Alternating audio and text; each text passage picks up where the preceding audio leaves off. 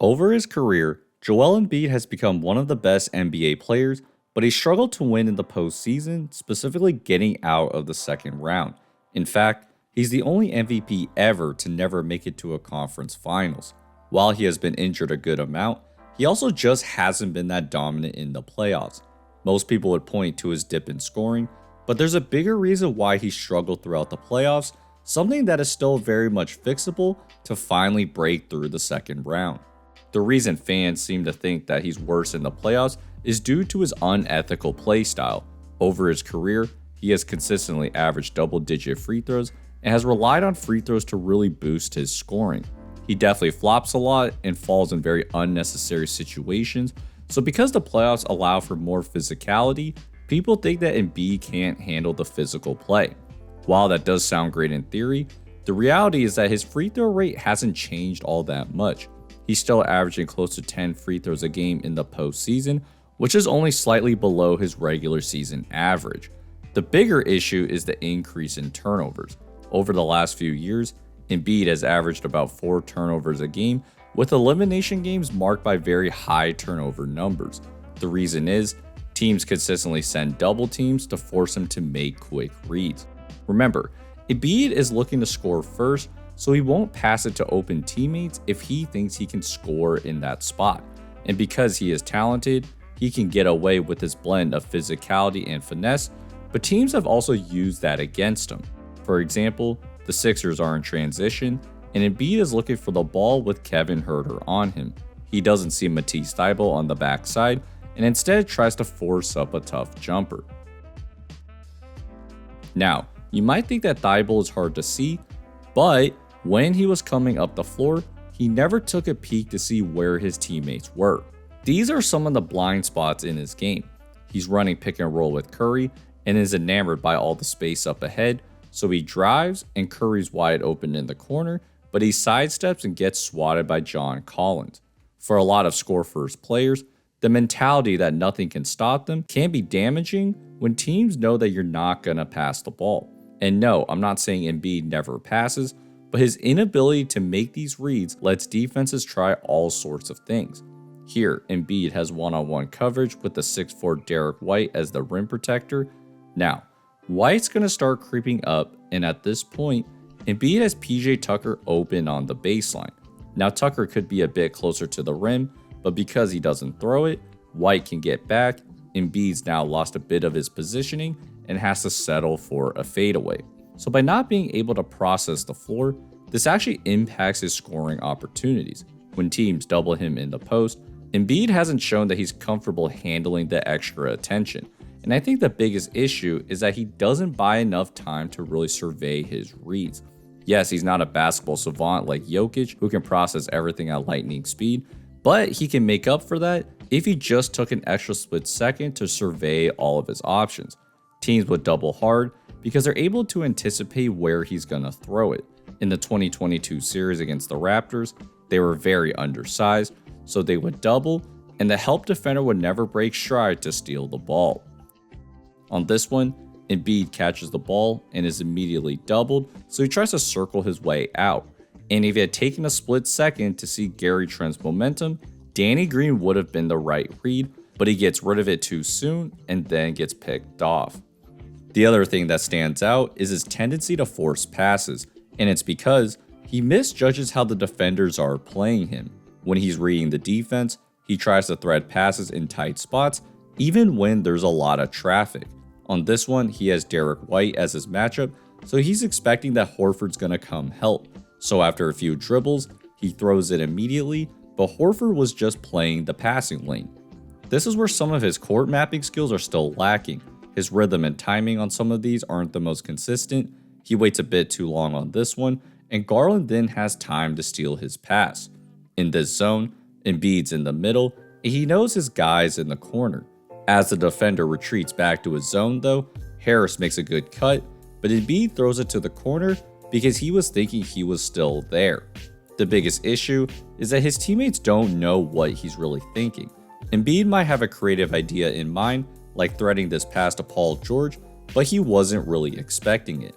Part of the reason is that Embiid is a score-first player, so sometimes his teammates will be creating space for him to drive, but Embiid wants to then throw them the ball. For them to really make this work, Embiid needs to first assess which passing lanes are truly open. Sometimes he has blind spots when he's looking at the defense, and he expects his teammate to somehow be open. And the other issue is that his teammates are just not looking for a pass, so some better chemistry between him and his teammates can go a long way towards taking advantage of these coverages. Now, in all fairness, Embiid hasn't had the best coaching throughout the years.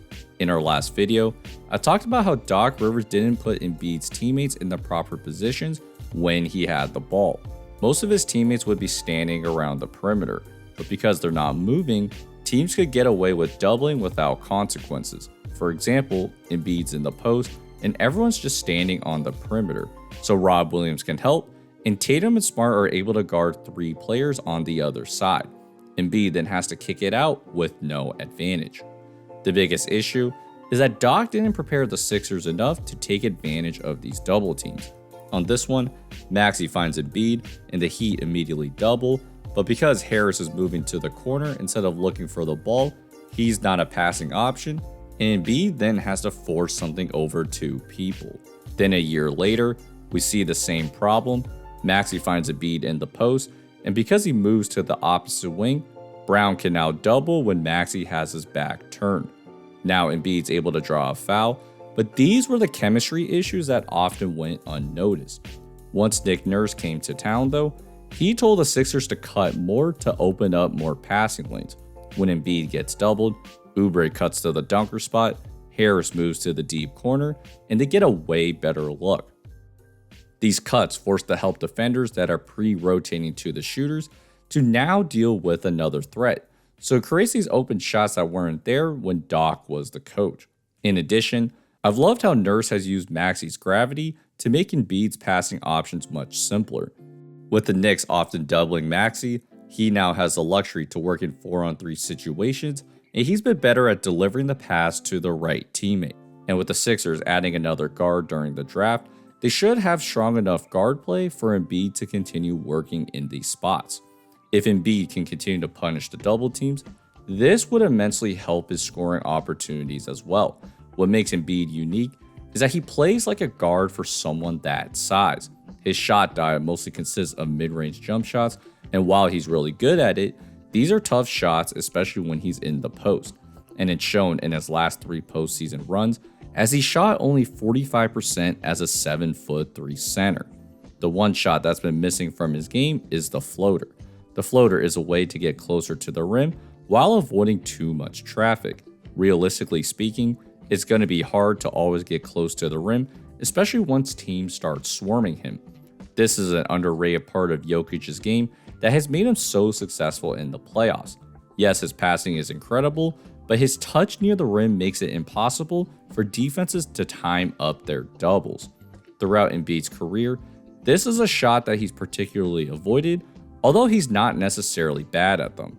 If he can't get to the rim, he tends to settle for these turnaround jumpers instead, which teams are always going to live with. This is particularly apparent against teams that are playing 2 big men together, specifically to stop him. With a big man defending Embiid and another rim protector behind him, the best way to punish that is the floater. But throughout his career, he's preferred to take tough contested shots when he sees another big man waiting at the rim. Because of all these factors, I believe that double teams are a perfect counter to Embiid's play style. He's not as strong at reading double teams as much as other stars, and his teammates don't always do a great job helping him.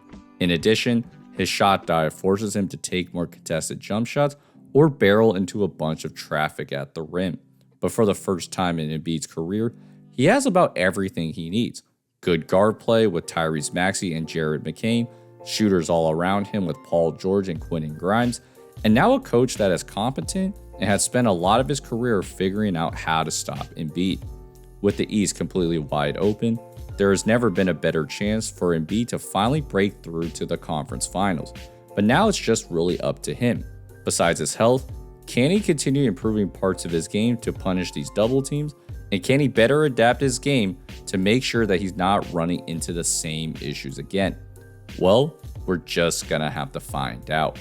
So, hope you guys enjoyed this video. If so, please feel free to like and subscribe, and I'll see you guys next time. Peace.